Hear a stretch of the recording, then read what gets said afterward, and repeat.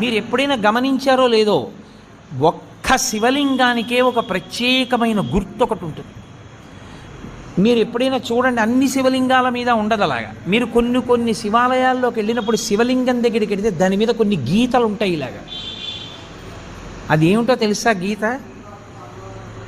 అలా గీత ఎందుకు ఉంటుందో తెలుసా ఎవరికైనా? అలా గీత ఉంటే దాన్ని బ్రహ్మసూత్రము అని పిలుస్తారు. అలా గీత ఉంది అంటే నీ అదృష్టం పండి నువ్వు అక్కడికి వెళ్ళావని గుర్తు.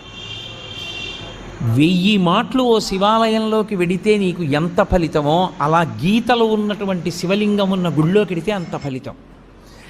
విశేషమైన ఆరాధనీయమో అని గుర్తు. అలాంటి శివలింగం ఉన్న గుడిలోకి వెడితే తప్పకుండా మీరు మీ ద్రవ్యాన్నో, మీ బలాన్నో, మీ సంపత్తినో, మీ పాటనో, మీ పద్యాన్నో, మీ కష్టాన్నో అక్కడ వినియోగించాలి. శివలింగం